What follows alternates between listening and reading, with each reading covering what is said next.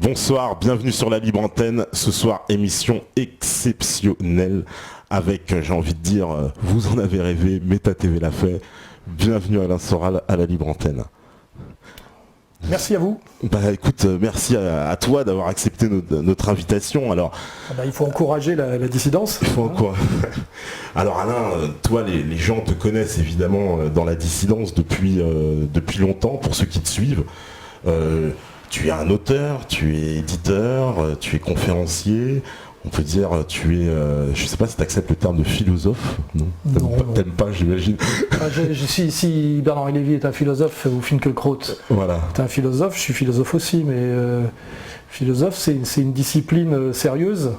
J'ai touché à la philosophie, j'ai étudié un peu la philosophie, je me suis intéressé à la philosophie, mais de là à être philosophe, non. Non, René Girard est philosophe, Michel Clouscar était philosophe. Mais en ce moment là je connais pas beaucoup de philosophes. D'accord. Toi t'es quoi alors? Parce que tu t'intéresses. Essayiste on dit. Essayiste, voilà, puisque essayiste, j'écris des essais. Dans le livre il y a la fiction, dans le roman on va dire la fiction et l'essai, les idées et les histoires quoi. Et donc je suis surtout essayiste. J'ai écrit 2-3 romans d'ailleurs, mais je suis surtout essayiste. Voilà. D'accord. Essayiste. Alors. Voilà, pour ceux aussi qui te connaissent. Donc, je suis cinéaste aussi. T'es cinéaste, oui aussi. J'ai fait un peu de cinéma. Oui. D'accord. Comme scénariste, comme réalisateur et comme acteur même. Et puis tu t'es essayé aussi dans la BD il n'y a pas longtemps. Oui, puis j'ai mis un pied dans la bande dessinée. Ouais. Comme scénariste de bande dessinée. Comme scénariste, voilà. Bah oui. Donc voilà. Je produis. Voilà, très productif, donc multicasquette. J'ai envie de dire aussi un peu, alors on t'affuble souvent d'être le penseur un peu de la dissidence. Il y a des gens, tu sais très bien, qui étaient presque adulés par les uns, honnis par les autres. On laisse personne indifférent, on va dire. Oui, voilà, tu ne laisses personne indifférent. Non, disons, je veux bien admettre que je suis une des locomotives de la dissidence. Voilà. Ouais. De fait, voilà, c'est vrai. C'est vrai.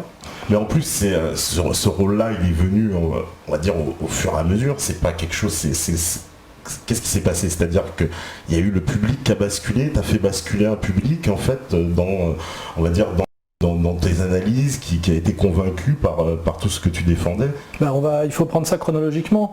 J'ai sorti mon premier bouquin en 84, je crois, qui s'appelait Les mouvements de mode expliqués aux parents avec Obalk, qui a fait un succès.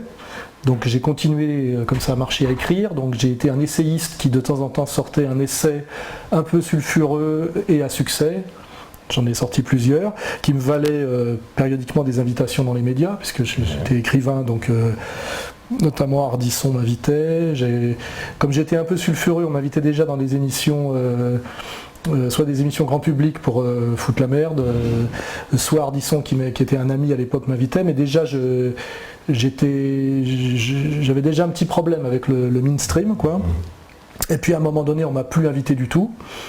Parce que j'étais allé trop loin, on va dire, dans la critique radicale. Et puis j'ai eu une période donc où j'ai disparu. Et puis il y a eu Internet, qui fait qu'à un moment donné j'ai rebondi sur Internet. Je me suis organisé sur Internet. Et puis donc j'ai eu après cette période de mise au placard des médias dominants, j'ai eu cette résurrection par Internet. Et puis aujourd'hui, Internet a pris une telle ampleur que finalement les médias mainstream parlent de moi comme celui qu'on ne verra pas dans les médias mainstream, mais dont tout le monde sait qu'il existe sur Internet. Ouais. Je suis un peu devenu une sorte de Fantomas, ou de Zorro, là je sais pas quoi. C'est assez agréable, puisque je suis jamais invité, et il faut toujours que... Je regardais l'autre jour, enfin j'ai pas regardé, mais on m'a relayé, le petit Nicolas Bedos, qui a fait son petit numéro l'autre soir chez Ruquier à la grand-messe du service public, peut pas s'empêcher de citer mon nom à peu près à chaque fois. C'est comme si c'était une espèce une garantie de... Je sais pas, c'est un label comme Cité Dieudonné, Cité Soral, en général pour leur cracher la gueule, mais c'est bien, parce que pendant une longue période, l'idée le mot d'ordre était rien sur Soral. J'ai vécu ça. Parce que tu es devenu le curseur absolu, si j'ose dire, voilà, le fait de dire si moi j'aime bien la Soral, ça clive. Voilà, ça clive. Comme on dit pour Finkielkraut à l'académie, ça clive. Ça clive. Donc on arrive, c'est dingue que tu sois arrivé à ce stade, c'est-à-dire que vraiment t'es le curseur, quoi. C'est-à-dire que quelqu'un en fait qui va, on va dire, un peu défendre tes analyses, quand bien même il va dire oui je suis pas d'accord avec tout, ah non mais t'aimes bien quand même ce qu'il dit, c'est bon, c'est le bûcher.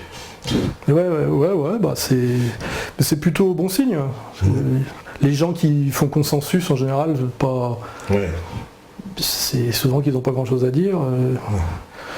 Donc je suis étonné parfois de la virulence des gens qui m'attaquent, parce que finalement je dis pas grand-chose. Je continue à dire des trucs que disaient beaucoup de gens dans les années 60, 70 jusqu'au milieu des années 80 en fait. En fait, je suis de par mon âge, puisque c'est vrai que je suis un peu plus vieux que beaucoup de jeunes de la dissidence, parce que j'ai passé les 55 ans là, finalement je suis quelqu'un qui reste sur une ligne comment dirais-je, de commentateurs publics français des années 60-70 en fait. Tout ce que je dis c'est déjà dans les films d'Audiard des années 60 quoi. Mais aujourd'hui, si Audiard revenait et sortait un film aujourd'hui, il aurait eu 10 procès de communautés diverses pour machisme, misogynie, antisémitisme, racisme, homophobie, etc. quoi. C'est l'époque qui a bougé. En fait, moi je suis resté finalement dans une tradition que j'ai continué à incarner au-delà d'une certaine époque. Et c'est aujourd'hui, on est tombé dans une espèce de dictature du politiquement correct qui fait que ce que je dis paraît extravagant dans les médias mainstream et pour les commentateurs officiels, alors qu'en fait, si on regarde les émissions même des années 80, là, quand on regardait l'émission de Pollack. L'émission de Pollack. Que je ne me rappelle plus du titre, mais. J'ai oublié, c'était ce soir. C'était sur la une. Sur la une. C'était exact, ça correspond exactement à ce qu'on fait sur les médias dissidents aujourd'hui. Ce qui veut bien dire que s'il y a des médias dissidents aujourd'hui, c'est parce que les médias officiels ont abandonné toute leur. Ont tué tout débat, quoi. Ont rompu tourner le dos à leur mission, on va dire, quoi. Mais ils sont vraiment tenus, parce que par exemple toi, c'est vrai que tu es souvent cité en exemple dans les médias, c'est vrai que tu as cette position où on te cite et on dit oui non on l'invitera pas, quoi. On veut pas, ils sont. Mais surtout ils n'ont pas le droit de m'inviter. Droit de réponse, l'émission de Pollack. Esprit droit de réponse. C'est vrai, pour ceux qui veulent regarder des droits de réponse avec Choron, avec HDG, etc., vous verrez comment ça se passait à l'époque. Aujourd'hui ça ne pourrait exister que sur internet dans une cave, quoi. C'est plus possible, alors qu'à l'époque c'était sur la une. Comme quoi il y a une régression totale de la liberté d'expression, du libre débat, c'est ça qu'il faut constater. C'est une montée de la dictature en réalité. Alors en plus, toi qui es donc le président fondateur de l'association Égalité Réconciliation, donc c'est aussi, on va en parler, parce que cette association ça a été quand même aussi presque un nouveau point de départ aussi on va dire dans ton parcours, c'est-à-dire parce moi j'ai toujours fait de la politique. J'ai toujours été un pied j'ai toujours été dans l'aventure collective déjà, je suis très peu individualiste contrairement à d'autres, et au début j'étais dans un groupe de peintres quand j'ai fait les Beaux-Arts. J'ai toujours été dans l'aventure collective avec toujours une dimension à la fois culturelle, artistique et politique. Parce qu'à un moment donné j'étais au Parti communiste et j'avais monté un truc qui s'appelait le collectif des travailleurs des médias, dont le symbole était deux piolets croisés, par référence à Ramon Mercader, parce qu'on était considérés comme staliniens, n'est-ce pas ? On était déjà très très anti-trotskiste, et c'était déjà une aventure collective. On publiait un petit journal qui s'appelait La Lettre Écarlate, et c'était déjà un truc qu'on faisait à plusieurs. Moi, Marc Cohen, Jean-Paul Cruz. Pour ceux qui ont un peu de culture historique, Marc Cohen c'était les jeunesses communistes d'Evry, Jean-Paul Cruz c'était le délégué CGT de Libération. Donc j'ai toujours fait des trucs à la fois culturels, politiques et collectifs. Voilà. Donc je continue, et à un moment donné, quand j'étais plus jeune, j'adhérais à des trucs qui existaient déjà, on va dire c'est plutôt ça, je me rejoignais les trucs qui existaient déjà, puis quand il n'y a plus rien eu, après avoir tenté le Front National, comme tu sais, et j'ai vu que c'était pas tout à fait possible, sans critiquer spécialement, mais enfin c'était pas mon truc. J'ai monté Égalité Réconciliation parce qu'il n'y avait rien, quoi, pour pouvoir fonctionner collectivement dans quelque chose qui correspondait un peu à cette vision transcourant qui est la mienne, mais qui est pareil, qui est une tradition qui est aujourd'hui niée et étouffée, mais qui a toujours existé aussi. Parce que justement, Égalité-Réconciliation, alors qui est sur une ligne très particulière, puisque c'est une ligne, alors gauche du travail, droite des valeurs, hein, puisque ça c'est votre slogan. Mais j'ai presque envie, alors moi je le décris un peu comme une espèce de réconciliation entre la France, entre guillemets, de souche, on va dire, profonde, et cette France urbaine qui est plus issue de l'immigration. Oui, c'est une des composantes. C'est aussi réconciliation sur le plan des rapports de classe entre le petit salariat, historiquement le prolétariat, et la classe moyenne auto-entrepreneuse. C'est cesser d'opposer les deux, ce qui a toujours été la manipulation, comment dirais-je, à la fois des professionnels de la politique au niveau syndical et de gauche, et en même temps, ce qui a toujours intéressé le patronat, et notamment la banque, c'est d'opposer violemment, par ses agitateurs et ses manipulateurs, ce qui constitue le peuple, c'est-à-dire la classe moyenne entrepreneuse et le prolétariat salarié, et les opposer toujours violemment, comme antagoniques avec le concept de petite bourgeoisie, etc. Parce qu'en réalité, quand ils s'allient, c'est la force productive en fait dans son ensemble, ils deviennent... Ils peuvent prétendre accéder au pouvoir. Et donc il y a toujours eu un énorme travail qui a été fait, et à gauche et à droite, pour empêcher la classe moyenne productive et le prolétariat de fraterniser. Et moi, dans mon analyse, ça s'appelle le peuple, le peuple du travail. Et c'est cette réconciliation, donc gauche du travail, droite des valeurs, interprétée d'une autre façon que la tienne, mais tout ça est valable, qui est pour moi un processus subversif et révolutionnaire. Et c'est d'ailleurs ce qui fait très très peur à tous les idéologues dominants, parce que tout de suite ils crient au fascisme. Bah oui, parce que quand on peut, je pense à une manifestation par exemple comme Jour de colère, où on a vu entre guillemets des mouvements qui sont censés être ennemis de base, quoi, puisqu'on a vu des jeunes de banlieue dire CRS avec nous, et des cathotrades défiler avec des proches de Dieudonné. Oui, c'est l'armée de Spartacus, c'est une belle union sacrée, et on voit quand même qu'il y a un point commun, ces gens-là ont compris que le système ne les aimait pas, que le système les avait montés les uns contre les autres, et qu'ils avaient plus de points communs entre eux, sur le plan humain, sur le plan des valeurs, et même sur les plans des rapports de production en réalité, et d'une lecture de classe bien comprise, plus de points communs entre eux qu'avec ceux qui sont chargés de les manipuler ou de leur expliquer la marche à suivre, notamment tous les animateurs culturo-mondains de la gauche institutionnelle, qui effectivement les méprisent, leur crachent à la gueule, leur désignent les ennemis, etc., les marginalisent quand ils obéissent pas, et c'est vrai que c'est ce qui fait le plus peur au pouvoir et à la fausse opposition, parce que nous on a cette spécificité très intéressante de prendre à la fois dans la gueule une certaine, la vraie extrême droite, c'est-à-dire l'extrême droite du capital et du pouvoir bancaire, incarnée par Attali, Bernard-Henri Lévy, le grand patronat français et tout ça, et aussi sur la soi-disant extrême gauche officielle, le NPA. On se prend les deux dans la gueule en même temps, ce qui veut bien dire qu'il y a quand même une connivence à minima entre les deux. Il suffit de regarder d'ailleurs Besancenot discuter avec Attali en disant que c'est lui qui lui livre rouge avec son vélo à Neuilly ou je sais pas quoi. Ils se font des clins d'œil, ils se font des mamours, effectivement ils travaillent ensemble. Si un jour vous avez de la fausse prod, vous pourrez montrer l'extrait. On pourra montrer cet Il est très très éloquent quand on voit comment Attali et Besancenot discutent. Ça ne se passerait pas comme ça tout à fait avec moi. Vous pouvez le vérifier avec Besancenot. Il y a un précédent. Oui, il refuse de débattre d'ailleurs. Il a refusé de débattre avec moi, m'a fait interdire d'antenne chez Moati, est venu pour dire que j'avais pas eu le courage de venir et m'a craché à la gueule. Ce qui veut dire que c'est une salope professionnelle. Ce qui est la marque des trotskistes, le mensonge systématique comme stratégie. Cette idée là de leur morale et la nôtre, qu'il y aurait deux morales et que soi-disant le projet révolutionnaire permettrait tout sur le plan moral. Ce qui est dégueulasse parce qu'en plus à la fin c'est ils rallient le MEDEF, donc il ne reste que leur immoralité finalement. C'est quand on s'assoit sur la morale commune, soi-disant parce que la fin justifie les moyens et qu'on oublie la fin en cours de route, il reste plus que l'immoralité. Et c'est l'histoire du trotskisme, au moins français, occidental, parce que le trotskisme en Amérique latine, je ne sais pas trop ce que c'est, le trotskisme en Russie c'est autre chose, mais en tout cas le trotskisme occidental c'est ça. C'est le mensonge et la manipulation permanente, en dernière instance toujours au service du pouvoir, de l'argent. On voit où finissent tous les trotskistes. Ils ont tous très mal fini. Alors c'est vrai que on m'a beaucoup parlé beaucoup de gens t'ont vu en vidéo donc ce samedi, et il y a une phrase qui les a beaucoup interpellés. C'est à un moment donné que tu as déclaré vouloir prendre le pouvoir. J'avais un petit sourire quand je disais ça. Alors il y a beaucoup qui l'ont pris au sérieux.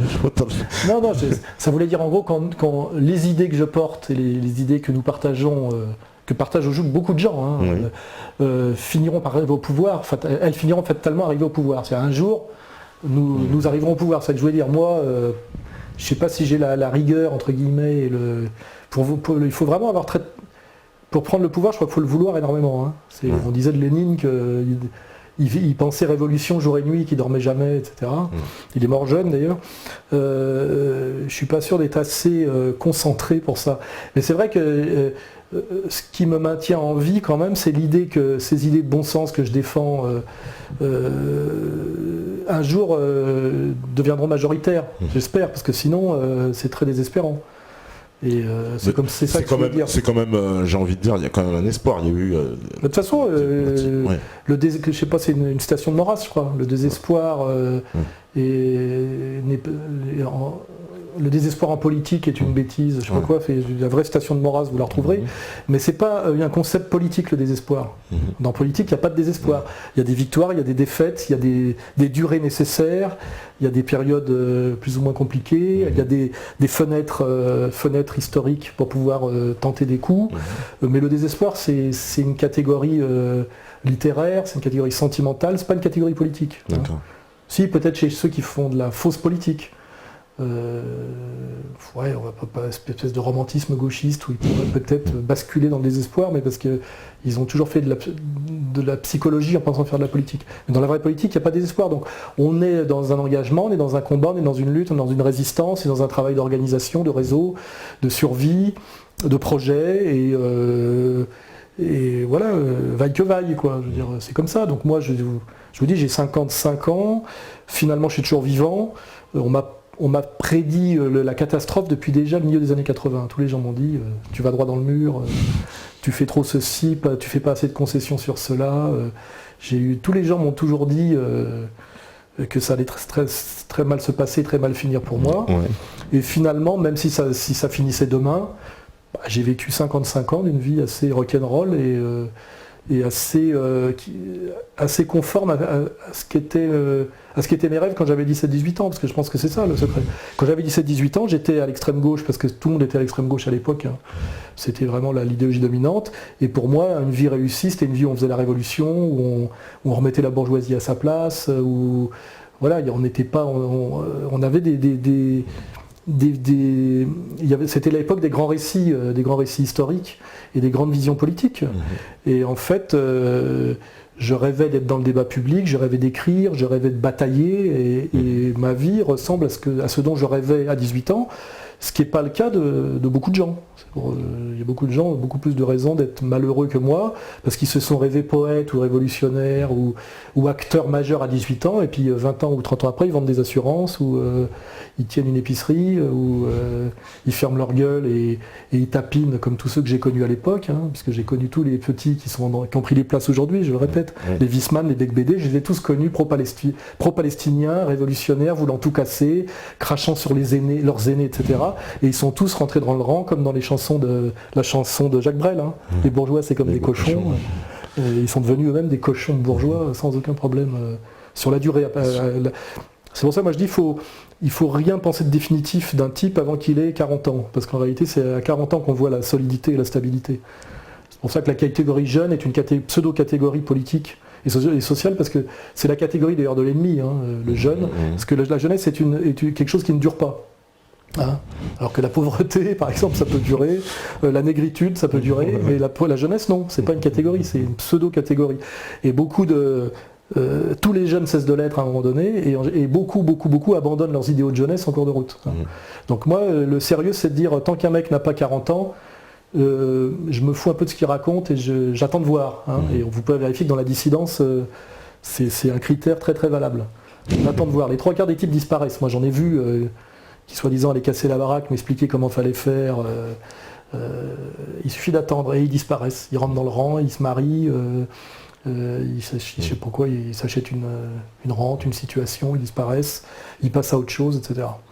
C'est des lois de la vie, quoi. Donc, voilà. Et puis aujourd'hui, dans le monde professionnel, plus que jamais, lorsqu'on expose ses idées, on se met en danger. Ça, c'était pas le cas encore il y a une dizaine d'années, une quinzaine. Moi, tous les bouquins que j'ai publiés à l'époque, Sociologie du dragueur, vers la féminisation, Abécédaire de la bêtise ambiante, Socrate à Saint-Tropez, j'ai quand même écrit 12-13 bouquins là, hein, pour des fois des gens qui se demandent pourquoi je parle. Je parle parce que j'ai pu écrire et publier 13 bouquins, ce qui représente 15 ans de travail. C'est pas juste parce que j'ai une grande gueule. Il y a une légitimité, il y a un travail derrière.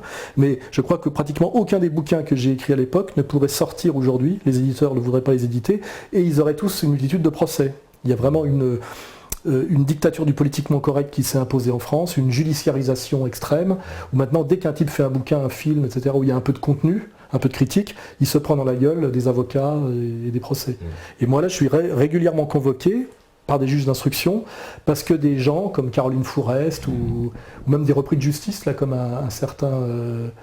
j'ai oublié son nom là, enfin, le plus gros escroc actuel, l'escroc à la taxe carbone, un type de la communauté là. Il me fait un procès parce qu'il estime que je le diffame, alors que je raconte effectivement qu'il a détourné 1,6 milliard d'euros et qu'il est actuellement en tôle, mais les mecs font des procès à tour de bras maintenant. Si vous dites quelque chose d'un peu critique aujourd'hui, en citant des noms, si vous restez dans les idées, ça peut encore aller. Peut-être comme Michéa, vous parlez que de concepts, mais en citant des noms, même si les types sont des assassins, des types condamnés, ils vous attaquent quand même. Je crois que c'est Joe Le Corbeau d'ailleurs vient de m'envoyer un mail pour que je relaie, pour me dire que El Fassi, l'ordure intégrale qui se permet de mettre des gens en danger de mort en balançant des infos sur son truc, se permet de faire convoquer au tribunal Joe Le Corbeau. Alors que le type, normalement, devrait être arrêté immédiatement par la police et incarcéré pour ce qu'il fait. Mais voilà, c'est comme ça aujourd'hui. Donc, effectivement, dictature du politiquement correct. Sur une ligne idéologique bien précise, avec des gens qui ont des passe-droits permanents, qui peuvent cracher sur les Noirs, sur les musulmans, sur les dissidents, insulter, diffamer, quand un certain Kuckerman déclare que c'est moi le responsable de la tuerie de Bruxelles. Normalement, c'est procès et condamnation immédiate. Ou comme un dingue, comme Tesson dit que Dieudonné est un animal et qu'il faudrait le fusiller, l'abattre comme un animal. Normalement, c'est tribunal immédiat, voire incarcération. Mais ces gens-là, non, ils peuvent continuer. Mais tout ça, en plus, ça donne justement, j'ai envie de dire, que ça a donné beaucoup d'eau à ton moulin, parce que toi, tu as dénoncé depuis longtemps un peu, on va dire, cette mainmise d'un lobby sioniste, enfin, comme on dit, le lobby dont on ne peut pas dire le nom. Qui n'existe pas. Voilà, le lobby qui n'existe pas. Ça fait longtemps que tu en parles, et je sais qu'il y a pas mal de gens qui ont basculé récemment, parce qu'ils se sont dit, finalement, il a raison, quoi. Parce qu'au départ, c'est complotiste, voilà, alors il y a eu complotiste, monomaniaque. Genre aussi, il abuse, il exagère. Monomaniaque, etc. Non, c'est un constat que je fais, et je regarde sous la pédale. J'ai remarqué, moi, qu'à partir des années 85, dans le milieu médiatique dans lequel j'étais, puisque j'étais journaliste, j'ai été détenteur de la carte de presse pendant plusieurs années, donc j'étais journaliste professionnel pour gagner ma vie. À un moment donné, une centrifugeuse s'est mise en place dans le milieu des médias. C'est que tout journaliste pro-palestinien et critique du sionisme un peu conséquent finissait par se faire virer. Et à force de virer, de taper sur les doigts aussi, etc., les types ont tous dégagé ou se sont soumis. Le dernier, le plus spectaculaire sans doute étant Ardisson, qui était très très très antisioniste, c'est moins qu'on puisse dire. Et aujourd'hui, effectivement, quand on est antisioniste, on se fait traiter d'antisémite par le Premier ministre, et on est un marginal. Alors qu'à l'époque, c'était dans la gauche française. Un marqueur obligatoire, quoi. On était tous pro-palestiniens, quoi. C'était, je dirais, une obligation morale, c'était une évidence. Et surtout, l'Israël de l'époque était bien moins à droite, et bien moins critiquable que celui d'aujourd'hui. Ça n'a fait que dériver vers l'extrême droite raciale, théologique et militaire. Donc on devrait encore être... Quand je vois que Valls a rallié le sionisme alors qu'il était pro-palestinien il y a quelques années, normalement, comme homme de gauche, on peut se dire, il est passé d'une idéologie à une autre parce qu'il a évolué dans le bon sens, mais là c'est injustifiable. Compte tenu du chemin d'Israël, c'est injustifiable. On voit vraiment donc que cette soumission est la condition sine qua non pour exister à un certain niveau. Et sinon c'est la marginalité. Voilà. Et vous pouvez le vérifier. Et moi je l'ai dit, j'ai eu le courage de le dire, j'ai eu le courage de le démontrer, l'opiniâtreté de le démontrer, et à un moment donné tout le monde est d'accord. Et je peux vous dire un truc, c'est que dans le privé, au niveau des animateurs culturels que je connais tous, quand il n'y a pas de témoins et que les micros sont éteints, ils savent tous que c'est la question qui tue, et que c'est l'allégeance obligatoire pour exister. Je crois que même M. Estrosi a reconnu dans un dîner, ça m'a été rapporté, que le sionisme était un passage obligé, quand on lui demandait pourquoi il était en tant que maire de Nice hystériquement sioniste. Il a dit c'est un passage obligé. Ça veut dire ce que ça veut dire, c'est tout. Donc ça t'a vraiment, on va dire, donné raison sur la longueur, où plein de gens se sont mis à réagir en disant, finalement c'est vrai qu'il y a un lobby tout puissant qui existe. On l'a vu, l'affaire Dieudonné. Le marqueur le plus évident et le plus incritiquable, c'est le dîner du CRIF. Ouais. Et d'ailleurs, la dernière fois que j'étais chez Tadi, qui est un peu le successeur d'Ardisson, et que j'avais répondu à un petit journaliste en face de moi, il m'avait dit je parlais de ça, puis il me dit protocole des sages de Sion. Je fais non, dîner du CRIF. Et là, Weizmann, il s'appelait, le petit Marc Weizmann, qui vient de me contacter, soi-disant il veut me rencontrer parce qu'il écrit un livre. Ils veulent tous me rencontrer pour me faire parler, ces gens-là. Et j'ai dit oui, le dîner du CRIF fait la preuve, effectivement, qu'il y a un lobby tout puissant qui convoque tout l'appareil politico-médiatique et tous les corps constitués et qui leur dicte la marche à suivre pour l'année à venir, et que c'est en fonction de cette boussole-là qu'ils monteront ou qu'ils descendront dans la hiérarchie du pouvoir. Et c'est, quand je dis ça, c'est incritiquable. C'est absolument démontré. Et là, c'est un vrai problème. Hein, parce que toi, ils t'ont vraiment boycotté à partir du moment où tu as, on va dire, justement, parlé du sionisme. Avant, ils acceptaient en fait ta parole, même si elle était... Avant, j'étais sur le féminisme. Oui, voilà. J'étais sur des sujets un peu moins centraux. Mais ce qui m'a fait exploser dans cette histoire, il faut le dire, c'est quand j'ai soutenu Dieudonné. Quand Dieudonné a été diabolisé avant qu'il fasse mes excuses, à l'époque de chez Fogiel, les médias cherchaient quelqu'un pour le défendre dans les médias. Donc les téléphones sonnaient et personne ne voulait y aller parce que les professionnels savent que c'est se mettre le lobby à dos et qu'à terme c'est du suicide. Et moi j'ai accepté, alors que j'étais pas pote avec Dieudonné du tout même, je le trouvais très anti-Front National, caricaturalement et très peu cultivé politiquement à l'époque. J'ai accepté d'y aller parce que je trouvais que c'était scandaleux ce qui lui était arrivé après son sketch chez Fogiel. Et j'y suis allé chez Vermus, etc. Enfin, vous pouvez regarder les vidéos. Et c'est ça qui m'a mis dans le rouge. Je me suis fait virer de RMC alors que je collaborais aux Grandes Gueules. Quand j'ai appelé à aller voir le spectacle de Dieudonné, mes excuses en disant que c'était un excellent spectacle. Le lendemain, j'étais débarqué. Je crois que le patron s'appelle Monsieur Veil, je crois. Enfin, je veux dire, c'est assez transparent tout ça. Vous cherchez, vous trouverez. Et je me suis fait virer de partout parce que j'ai soutenu Dieudonné et que j'ai refusé de faire comme a fait à l'évêque ou tous ces faux durs et ces faux honnêtes gens là, également faux comiques. C'est-à-dire qu'à un moment donné on leur a mis la pression, Joe Star, vous regarderez, tous ceux qui ont défendu Dieudonné au début se sont tous couchés les uns après les autres parce que ils ont parce que la pression du lobby est très forte et qu'il n'y a rien de plus fort que ça quoi. Et moi j'ai dit non et ça m'a valu agression physique, menace de mort. Marginalisation intégrale, procès à répétition, etc. etc. Mais aussi respect d'une certaine population parce que crédible. Voilà. En fait, aujourd'hui, l'antisionisme cohérent qui va au-delà de la question israélo-palestinienne, vous l'avez bien compris, c'est à la fois ce qui vous diabolise complètement par rapport aux médias mainstream et c'est ce qui vous crédibilise par rapport aux gens qui font la différence encore entre l'honnêteté et la soumission, et ce qui vous crédibilise dans la dissidence. C'est vrai que c'est un des marqueurs forts de la dissidence. Sinon, on est Jean Robin, quoi. Ouais, Jean Robin. Alors justement, en parlant justement de cette dissidence, est-ce qu'on peut parler de une dissidence ou des dissidences? Parce que est-ce que par exemple, parce que je me fais un peu l'écho de toutes les questions, est-ce que par exemple on peut être dissident et ne pas être d'accord avec Alain Soral? Moi je le dis, il y a des tas de sujets sur lesquels je ne suis même pas d'accord avec moi-même. Ça fluctue. Donc je ne demande pas que les gens soient d'accord avec moi sur tout. Je demande à ce qu'ils reconnaissent une certaine honnêteté, une certaine intégrité, une certaine cohérence. Et puis après, il y a un point de vue. Et le point de vue, c'est là d'où je vois les choses. Ce que j'essaie d'expliquer aux gens, le point de vue, c'est pas une formule littéraire, c'est un concept sociologique pertinent.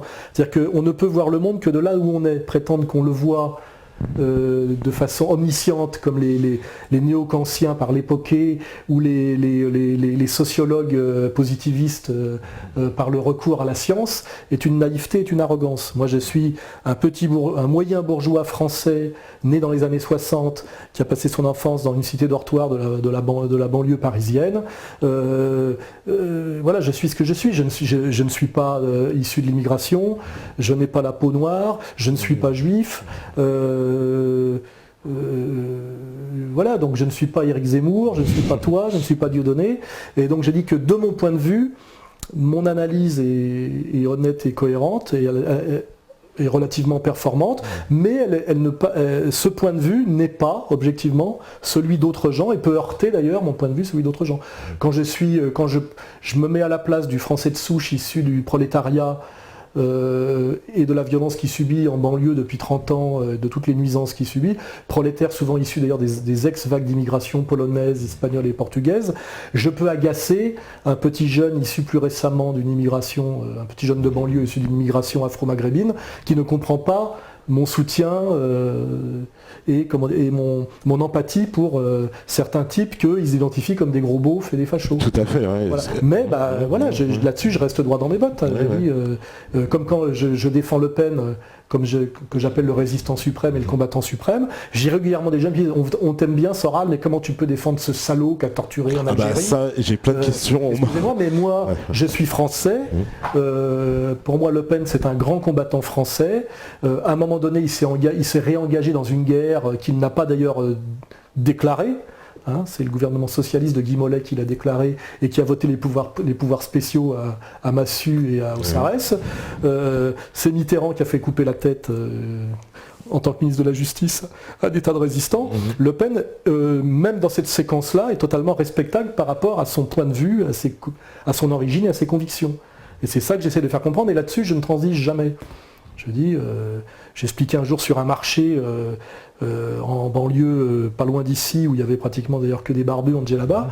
Je dis, il y a deux catégories de gens aujourd'hui qui sont montrés du doigt et qui ont un problème, je dirais, de vie quotidienne par rapport à l'idéologie dominante.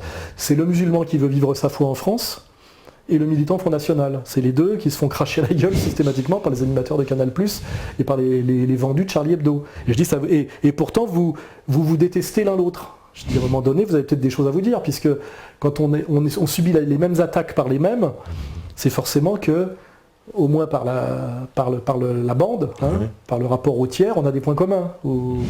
Et que au moins, moi je prétends pas que tout le monde doit fraterniser à tout prix, mais j'ai horreur des gens qui critiquent sans comprendre. Je pense que la force, la supériorité morale et intellectuelle, c'est de comprendre l'autre. On est toujours plus fort quand on comprend l'autre par rapport à l'autre qui ne vous comprend pas et qui vous dégueule. C'est-à-dire que moi, le mépris que j'ai pour les gauchistes, c'est ils la ramènent mais ils ne comprennent rien. Moi, je comprends exactement ce que c'est qu'un gauchiste.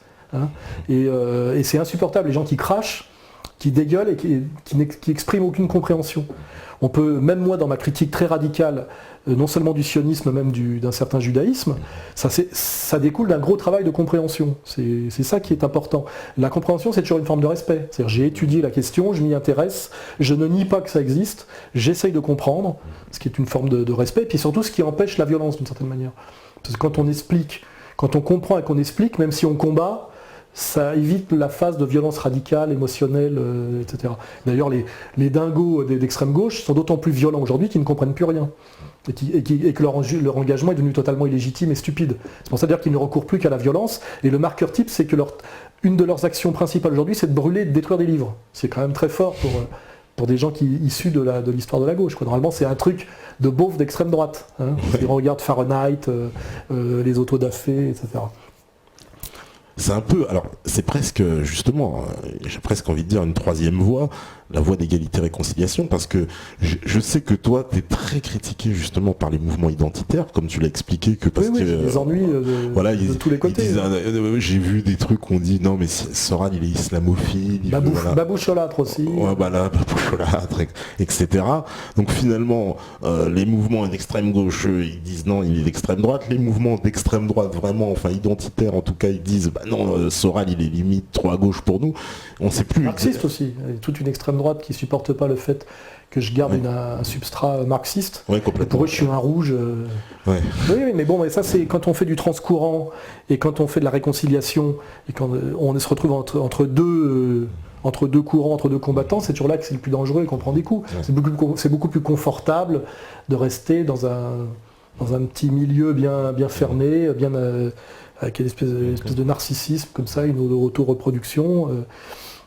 Ouais, c'est sûr qu'effectivement, je me fais attaquer, de tous les côtés en même temps. Mais je suscite aussi le respect aussi de pas mal de gens dans tous ces milieux-là aussi. C'est pas que il y a des identitaires qui respectent ma constance, mon intégrité, le fait que même si je suis pas identitaire, j'explique bien que je comprends la colère identitaire et l'inquiétude identitaire, ce qui est fondamental, ça ne vient pas de nulle part, cette espèce de prurite identitaire aujourd'hui en France. Il suffit de se balader par ici, là, si on est un Français de souche, c'est pour comprendre que l'angoisse identitaire est totalement légitime. Il y a, moi, je suis assez provocateur, donc je vais le faire. Quand je suis à Saint-Denis, au bistrot en terrasse, on fait un jeu entre nous, c'est compter le blanc, ça s'appelle.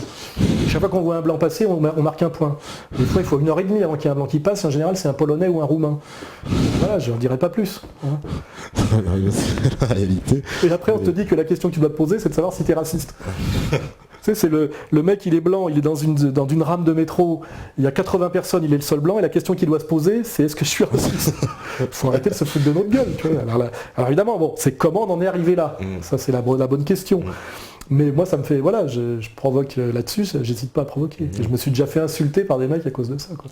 Oui, c'est ça. Parce que... Le mec, il m'a insulté, me traitait de raciste à Bagnolet. Je dis, mais attends, je dis, bon voilà, moi je suis blanc, je suis français de souche, je suis à Bagnolet, excuse-moi, mais je me sens plus angoissé que toi. Le type était un maghrébin, militant syndical, laïque, qui se prétendait musulman parce que c'est la mode. Je citerai pas de nom, chacun sait qui c'est. On s'était affrontés sur Ouma TV. Et le type, je dis, mais comment tu peux traiter les Français de base de racistes quand tu vis à Bagnolet ? Regarde ce que tu as devant toi.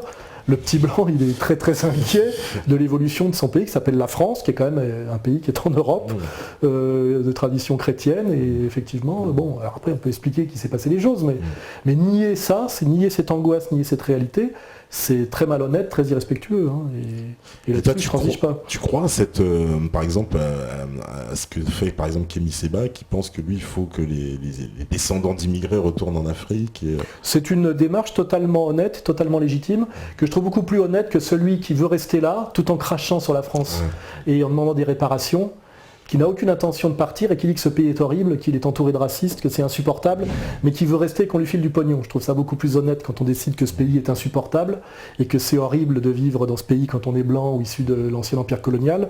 C'est beaucoup plus courageux de retourner dans son pays d'origine et d'essayer d'y construire quelque chose, surtout que là-bas on a besoin de cerveau et de bras. Hein. C'est des pays où il y a du développement possible. Et je trouve que la démarche de Kémy Séba est totalement légitime et cohérente. Ça ne veut pas dire qu'il n'y en a pas d'autres. Moi je travaille avec Mathias Cardet, totalement, lui il est dans la logique patriote, mais je vois pas pourquoi les deux possibilités, enfin les deux choses sont possibles. Tu es français d'origine immigrée, issu de l'ex-empire colonial, tu arrêtes, tu fais en sorte d'être heureux dans le pays dans lequel tu as décidé de rester, qui est le tien, qui s'appelle la France, donc tu arrêtes le discours victimaire, un discours d'ailleurs qui t'a été appris par nos maîtres sionistes. Hein. Oui, et puis si vraiment c'est insupportable et que tu es honnête avec toi-même et que tu trouves réellement que c'est insupportable, tu décides de partir, et tu pars, je veux dire, à un moment donné. Mais quand tu restes pour pleurnicher et demander du pognon et cracher avec aucune intention de partir, tu es un malhonnête et tu es un dépressif. Donc tu es malhonnête et malheureux. C'est la réalité d'ailleurs, on voit bien que ces gens-là sont et malhonnêtes et malheureux. Et moi j'ai pas de respect pour ces gens-là, je dis, vous mettez pas vos... C'est exactement comme je dis j'ai aucun mépris pour le jeune juif français qui se sent très très solidaire d'Israël s'il fait son alia. Il y va. Mais s'il est là uniquement pour nous emmerder avec Israël alors qu'il est censé être français et profiter ô combien de tous les avantages de la France, à un moment donné, il y a contradiction.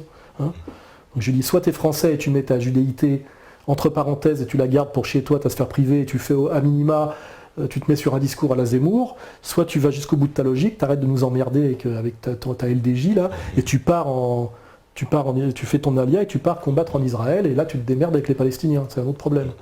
Mais c'est ça, c'est ce mensonge, c'est la même chose. Hein, je veux dire, voilà.